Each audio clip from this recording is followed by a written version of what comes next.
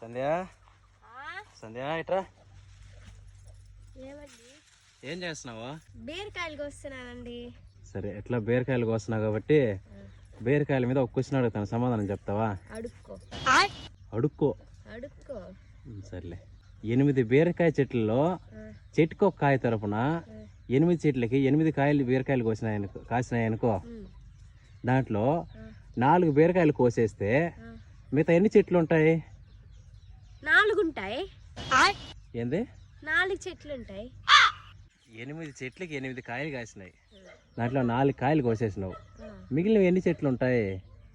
4 చెట్లు ఉంటాయి. లేదంటే నువ్వే చెప్పు ఒకసారి క్వశ్చన్.